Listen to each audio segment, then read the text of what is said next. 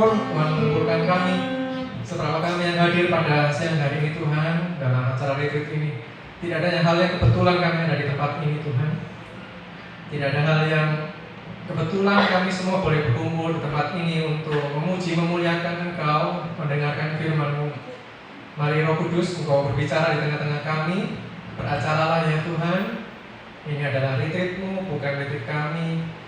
Kami rindu untuk berjumpa dengan Engkau dalam retreat ini Tuhan. Terima kasih Bapak, kami ucap syukur. Berbicara bagi kami mau mendengar. Dalam nama Tuhan kami Yesus kami berdoa. Amin. Amin. Kita berikan tepuk tangan buat teman-teman yang melayani.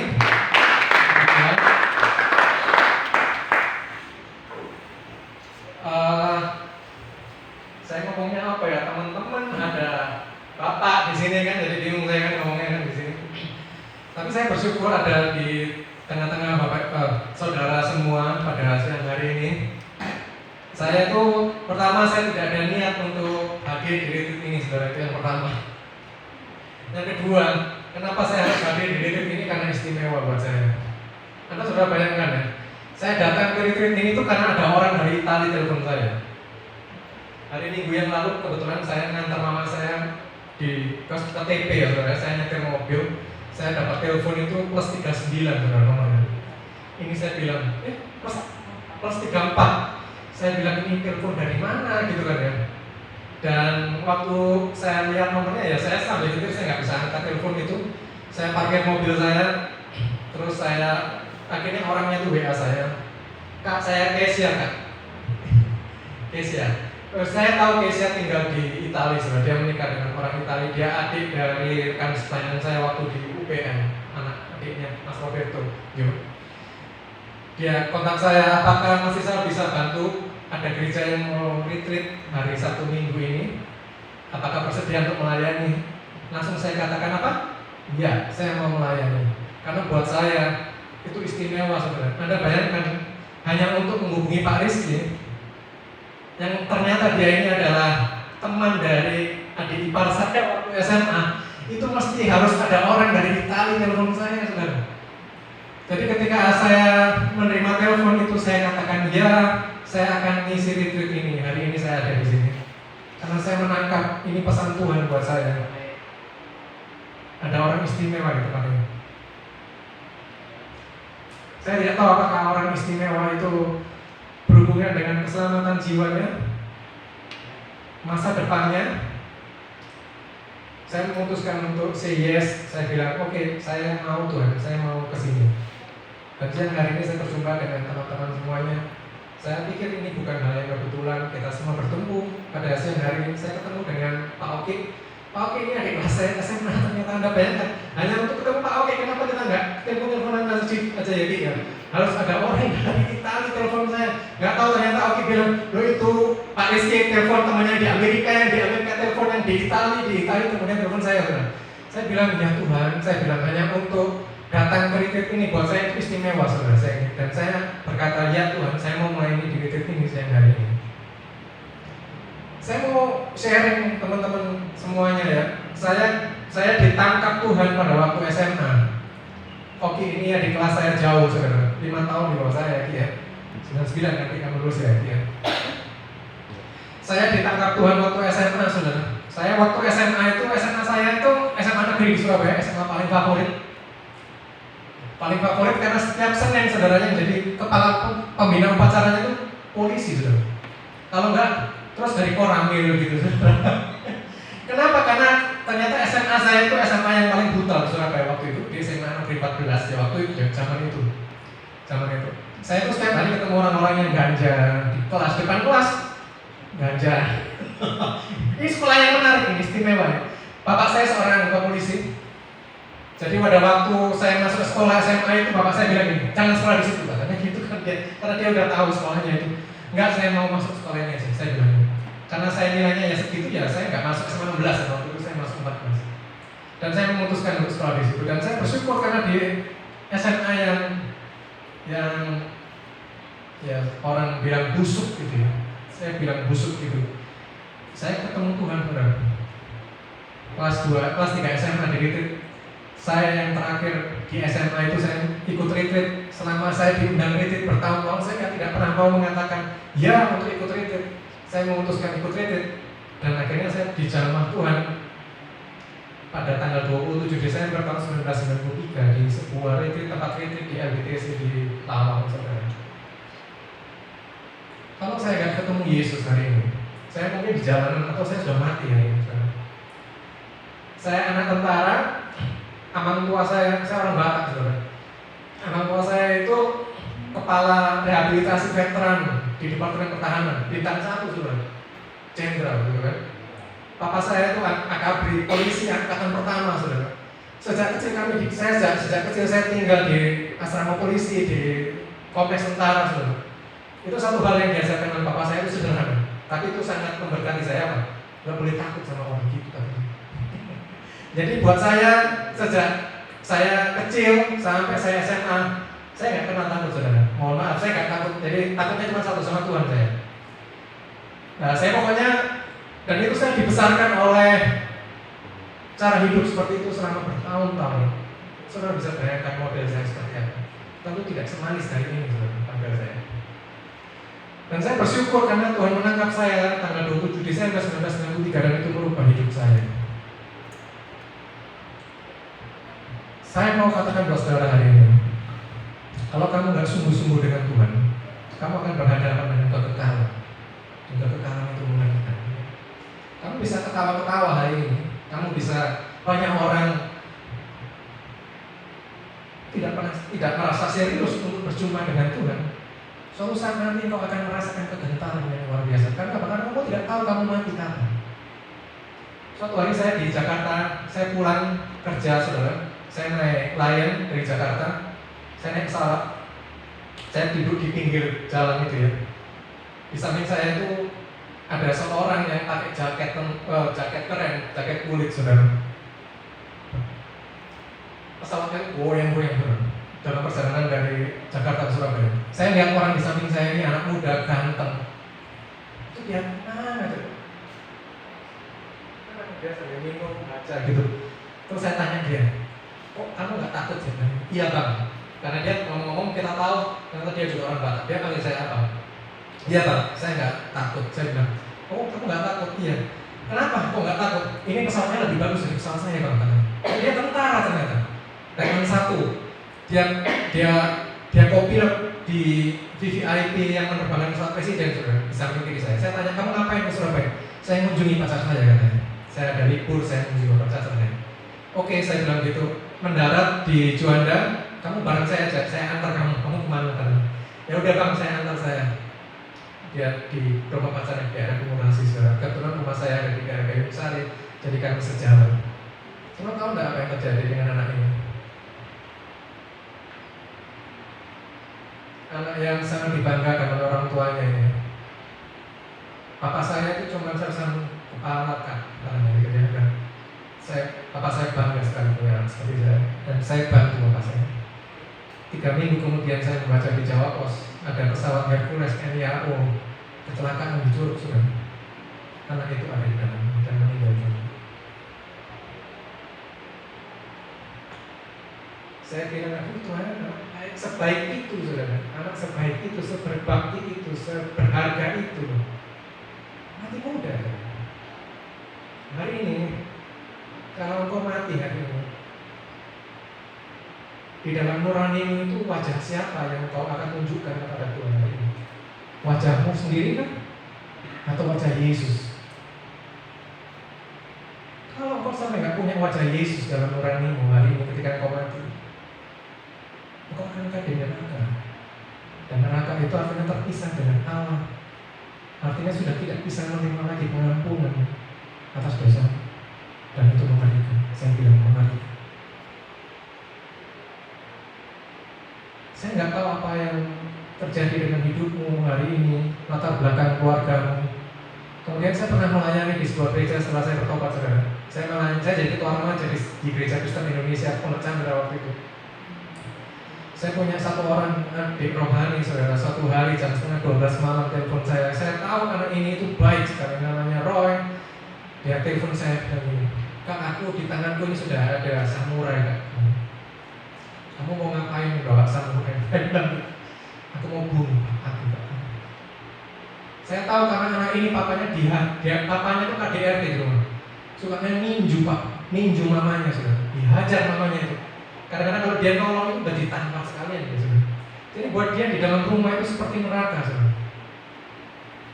Dan saya bersyukur karena dia berjumpa dengan Yesus sudah. Kalau dia nggak berjumpa dengan Yesus mungkin hari ini dia ditahan atau jadi bermocoran sudah di sana. Saya tidak tahu apa yang menjadi latar belakangmu hari ini dimanapun kau berada. Atau kau mungkin merasa aku tidak punya masa depan hari ini. Saya mau katakan kamu punya masa depan. Apapun yang kau gumulkan hari ini, kamu punya masa depan. Asal apa saudara? Saudara mau dipulihkan dulu. Pilihannya ada di tangan Tuhan. Dan saya mau katakan saudara, hari ini usia saya sudah hampir 50 tahun saudara. Saya di usia 47 hari ini. Saya sudah melihat orang-orang yang gagal hidupnya banyak hari ini. Orang-orang yang usia 48 tahun, 50 tahun, berantakan rumah tangganya, tidak tahu masa depannya. Saya lihat banyak hari ini. Dan saya mau berkata kepada kita semua hari ini, yuk jangan diulangi itu yang seperti itu yuk. Karena kamu akan merasakan pedihnya hidup itu kamu akan rasakan nanti di usia tuamu. Kalau kamu nggak sungguh-sungguh dengan Tuhan hari ini. Saya tidak tahu di posisi mana saudara hari ini, tapi saya mau katakan saya ada di sini karena saya pikir Tuhan punya pesan khusus buat teman-teman di sini. Siapapun engkau hari ini, I don't care, saya nggak peduli. Saya bilang Yesus mengasihi kamu.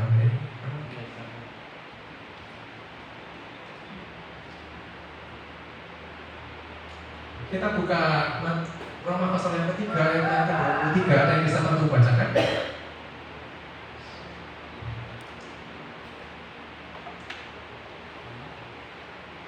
Siapa namamu? Siapa namamu?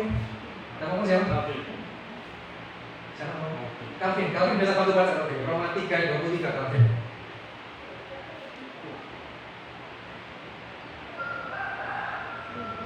Karena semua telah berbuat dosa dan telah kehilangan kemuliaan Allah. Oke, terima kasih Calvin. Alkitab berkata apa? Semua orang telah berdosa dan kehilangan kemuliaan Allah. Ada yang anak STI hari ini di sini? Berapa orang? Oh, Calvin bukan. 1, 2, 3, bertiga. Yulinus. Oh, sama kamu juga. Oke. Saya baru saja menyelesaikan MTH saya, saudara, di sebuah sekolah tinggi teologi di Jakarta. Saya STI Pumi Jakarta. Saudara tahu nggak kata kehilangan kemuliaan Allah itu sebetulnya bukan hilang, saudara. Selama ini kita berpikir bahwa manusia itu pernah punya kemuliaan Allah. Adam itu pernah punya kemuliaan Allah. Dan kemudian karena dosa dia kehilangan kemuliaan Allah. Karena itu Roma 3:23 itu seringkali dikatakan bahwa manusia pernah punya kemuliaan Allah terus tidak punya kemuliaan Allah karena dosa. Saya mau ngajak kita lihat, ini sedikit Alkitab ya, tapi saya mau ngajak teman-teman untuk lihat di satu ayat yang sangat penting. Teman-teman, Yulinus, manusia itu diciptakan segambar dan serupa dengan Allah, betul? Betul. Siapa namanya? Fermina. Manusia diciptakan menurut gambar dan rupa Allah, betul? Di mana ini? Oh, Yulinus, tolong bacakan Yulinus. Kejadian 1:26, betul ya? Berfirmanlah Allah, baiklah kita menjadikan manusia menurut gambar dan rupa kita, supaya mereka berkuasa atas ikan-ikan di laut dan burung-burung di udara, dan atas ternak dan atas seluruh bumi, dan atas segala binatang melata yang merayap di bumi. Amin. Terima kasih Yulinus. Betul? Manusia diciptakan menurut gambar dan rupa Allah? Betul. Coba Carmina, baca ayat selanjutnya 27. Yang keras ya. Supaya kita semua dengar sampai teman-teman juga bisa lihat yang lainnya. Ayat 1:27 ya. Maka Allah menciptakan manusia itu menurut gambarnya, menurut gambar Allah diciptakannya dia, laki-laki perempuan diciptakannya mereka. Jadi gimana? Gambar dan rupa Allah. Gimana Yulinus? Hah? Gimana? Fenomena gimana? Katanya kamu kan ada manusia diciptakan menurut gambar dan rupa Allah, betul? Pak Rizky. Coba 27 gimana? Apa? Firmannya gimana? Apa di situ tertulis? Apa Calvin? Apa tulisannya Calvin? Menurut gambarnya. Iya, gambar. Rupanya di mana? Ada nggak? Nggak ada. Nggak ada. Nah, terus gimana ini? Teman-teman STT ini ya? Ayo coba, benar ya, Yo ya? Ayo coba kita baca sekali lagi. Baca sekali lagi. Kejadian 1:26 kan? Coba Firmina. Iya, 26. Coba perhatikan di sana teman-teman ya. Sudah jadi orang Kristen berapa lama ini? Coba aja. Coba bacakan. Berfirmanlah Allah, baiklah kita menjadikan manusia menurut gambar dan rupa kita, supaya mereka berkuasa atas ikan-ikan di laut dan burung-burung di udara dan atas ternak dan atas seluruh bumi dan atas segala binatang melata yang merayap di bumi. Ya, betul. Cek. Nanti ya.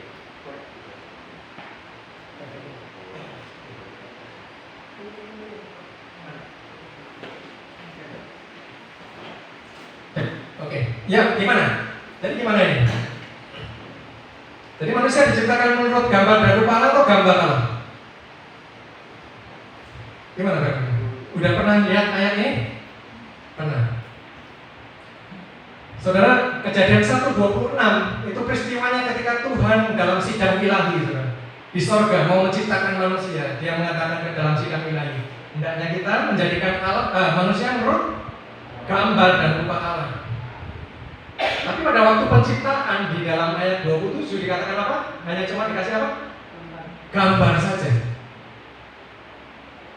Jadi sebetulnya kata Roma 3:23, karena semua orang telah berdosa dan kehilangan kemuliaan Allah itu sebetulnya tidak kehilangan kemuliaan Allah.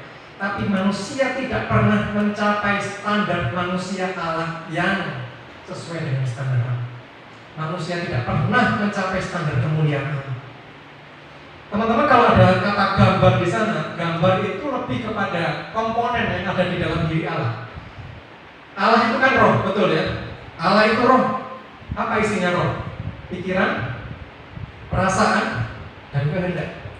Manusia ketika diciptakan di dalam ayat 27 dari Kejadian 1 itu cuma dikasih tubuh dan pikiran, perasaan, dan kehendak.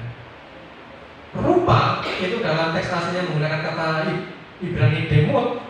Demut itu adalah kualitas manusia. Jadi kualitas Allah itu. Kualitas. Komponennya sudah diberikan Allah, tapi kualitasnya harus dikejar. Jadi ketika Tuhan menciptakan manusia, Tuhan ingin manusia itu mencapai apa? Kemuliaan Allah, rupa Allah. Tapi karena dosa manusia, manusia tidak pernah mencapai kemuliaan.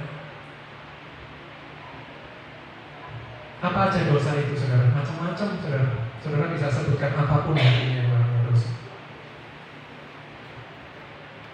Kalau sering kali kita membaca di Alkitab itu, Tuhan selalu menunjukkan manusia itu seperti bejana ya. Saya mau tanya sama teman-teman hari ini, bejanamu itu modelnya gimana di hadapan Tuhan hari ini? Penyok, pecah-pecah, gak karu-karuan, atau bejana yang indah hari ini? Coba tanya dalam dirimu sendiri. Kalau hari ini kita jejer ini bejana ini kita ada dalam hadirat Tuhan kan? Dan Tuhan lihat kalian punya bejana ini. Kira-kira Tuhan senang nggak dengan bejana kita? Kalau melihatnya itu. Kalau Tuhan nggak senang, dan kalau kamu mengasihi Tuhan, biasanya Tuhan akan bongkar bejana itu. Supaya apa? Supaya menjadi indah di hadapan Tuhan. Saya nggak tahu apa yang engkau pikirkan hari ini. Kekhawatiranmu kah tentang masa depanmu? Saya nggak ngerti. Tahu nggak hidup sekarang itu susah loh. Ada yang tahu nggak hidup itu sekarang susah? Anak saya tuh minggu lalu baru lulus kuliah, interview pertama sama manusia, interview kedua sama manusia juga, interview ketiga itu sudah sama robot. Jadi tinggal masuk di sebuah website, direkam, terus robotnya itu bisa profiling kandidat dari hasil interview itu. Luar biasa. Tahukah teman-teman bahwa banyak sekali orang-orang yang bekerja di bank selama 5 tahun terakhir ini sudah kehilangan pekerjaannya. Kenapa? Karena sudah digantikan oleh mesin. Dan tantangan kalian akan semakin berat ke depan. Kalau kalian nggak sungguh-sungguh dengan Tuhan, saya pikir kalian nggak akan survive di dunia ini. Dan itu berat. Saya mau dorong teman-teman hari ini. Kita mau datang sama Tuhan. Kita bawa hidup kita. Kita mau meraih kemuliaan Allah yang hilang itu lewat hidup hari ini. Whatever, apapun posisimu hari ini, engkau yang tahu kok posisimu di hadapan Allah itu sejauh apa hari ini. Sedekat apa engkau sama Tuhan hari ini. Atau kalau kamu merasa bahwa hidupmu sudah hancur, saya mau tawarkan rekonsiliasi atau perdamaian dengan Tuhan siang hari ini. Sebagai hambanya, saya mau menawarkan perdamaian dengan Allah dalam sesi siang hari ini. Kalau kau mau, mari kita hampiri Tuhan, kita datangi Tuhan. Kita mau katakan, Tuhan, aku mau hidupku dipulihkan. Aku mau hidupku dilepaskan. Aku mau punya masa depan bersama dengan Engkau. Karena tidak ada kata terlambat untuk masa depanmu, saudara. Bisakah dinyalakan Pak Oki keyboardnya ya? Nanti itu ada keyboardnya dulu, saudara. Bisa itu tolong, yuk.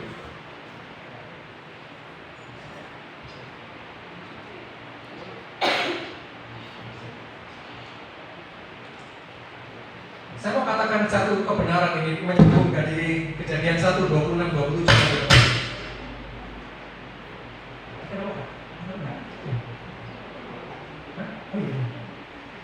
Saudara, sambil kita nunggu keyboardnya nyala, saya mau katakan begini. Gambar itu diberikan Allah buat kita semua, gambar. Kita diberikan pikiran, perasaan oleh Tuhan. Tapi kalau rupa, itu adalah tanggung jawab kita untuk meraihnya. Saya mau katakan buat saudara hari ini, saudara mau serius nggak untuk meraih rupa Allah? Amin. Saudara serius nggak untuk meraih rupa Allah hari ini? Karena tanpa rupa Allah, tanpa orang yang memiliki wajah Yesus dalam hidupnya, kita akan terbuang di hadapan Allah suatu saat nanti.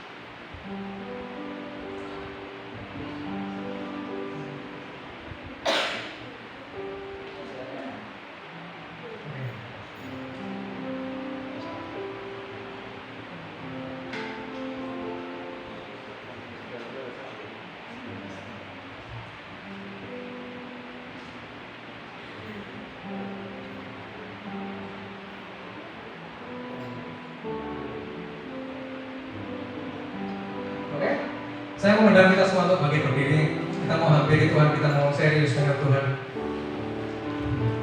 Kita naikkan pujian ini bagaikan pujian nasihat. Saya minta setiap orang, saudara tidak usah lihat kiri kanan saudara. Kalau kamu terlalu sempit bisa maju ke depan.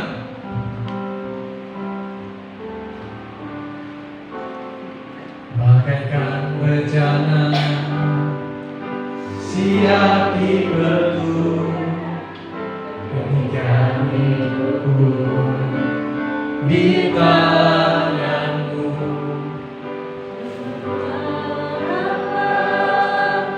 Kuasa Rohmu ku dibaharui selalu.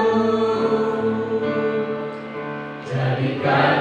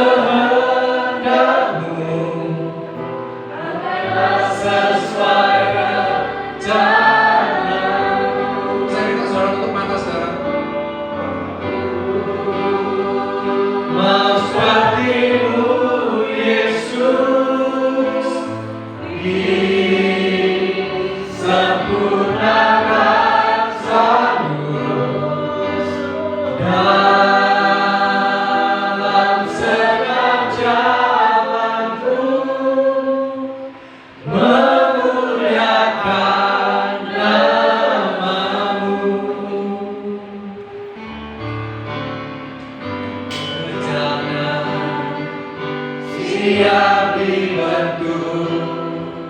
Inginkan hidupku di tanganmu, dengan urapan kuasa rohmu, ku dibarui selalu. Jadikan ku Allah dalam rumahmu, inilah hidupku di tanganmu. Lepas turun kehendakmu, pakailah sesuai rencanamu. Ku mau sepertimu Yesus, ku mau sepertimu Yesus, disempurnakan selalu dalam segenap jalan. Dalam segenap jalanku, memuliakan namamu. Ku mau sepertimu Yesus, ku mau sepertimu Yesus, disempurnakan selalu dalam segenap jalanku, memuliakan namamu. Saya minta setiap orang menutup mata, hati kita tertuju kepada Tuhan. Adakah orang-orang yang hari ini ikut retreat ini, hari ini engkau sedang bergumul untuk hidupmu? Saya harus berbicara di retreat ini tuh, saudara. Hanya karena ada orang dari Italia telepon saya buat itu spesial. Dan saya mau tangkap pesan Tuhan itu buat kita semua siang hari ini. Saya mau katakan ada orang istimewa yang ada di tempat ini yang sedang ditunggu-tunggu Tuhan. Kalau engkau orang itu, engkau sedang menanti-nantikan Tuhan sejauh ini, engkau mengiring Tuhan. Saya mau kasih pesan khusus buat saudara hari ini, siang ini. Kamu berharga di mata Tuhan. Kamu punya masa depan kalau engkau ada di dalam tangan Tuhan. Apapun yang engkau hadapi hari ini, saya mau cuma katakan bahwa kejarlah Tuhan, seriuslah dengan Tuhan. Engkau akan berjumpa dengan penciptamu itu, dan itu sangat luar biasa dan akan mengubah hidupmu.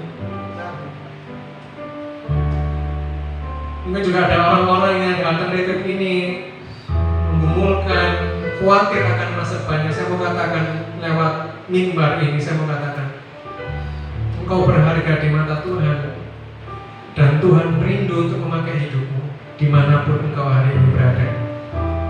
Dan engkau akan menjadi bejana yang indah di mata Tuhan hari ini. Saya mau tanya saudara, adakah saudara yang mau didoakan? Kalau engkau orangnya, saya minta saudara angkat tangan di tempatmu saja. Adakah orang yang mau didoakan? Ibu Gembala mungkin bisa berdoa, atau untuk Pak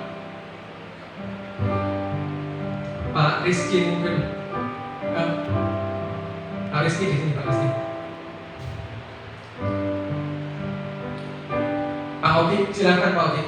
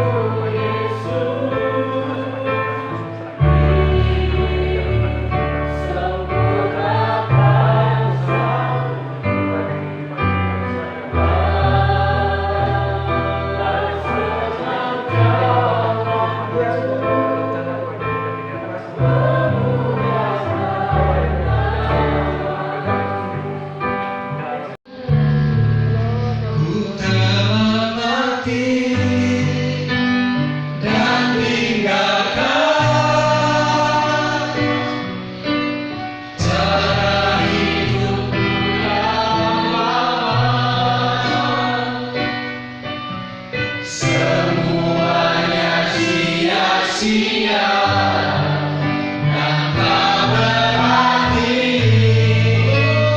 lagi hidup ini. Ku letakkan pada mesbah-Mu ya Tuhan. Jadilah padaku seperti yang Kau ingini. Sekali lagi, ku telah mati. Ku telah mati dan tinggalkan cara hidupku yang lama. Semuanya sia-sia dan tak berarti lagi hidup ini. Ku letakkan pada mesbah-Mu ya Tuhan. Jadilah padaku seperti yang Kau ingini. Saya mau kasih waktu siang hari ini, saudara. Saya ingin Tuhan ingin saudara jadi berkat buat temanmu. Jadi saya mau minta saudara bisa hampiri temanmu. Engkau tahu permasalahannya, engkau tahu apapun kekhawatirannya dalam hidupnya, engkau tahu. Aku minta kalau engkau laki-laki dengan laki-laki, engkau hampiri anak itu, temanmu itu, dan mulai doakan dia. Dan teman-teman bisa saling mendoakan. Ayo melangkah dari tempatmu itu. Kalau laki-laki dengan laki-laki bisa dulu, teman yang perempuan bisa dulu doakan dia, lepaskan berkat. Kalau itu adikmu, itu kakakmu, lepaskan berkat. Ku telah mati dan tinggalkan cara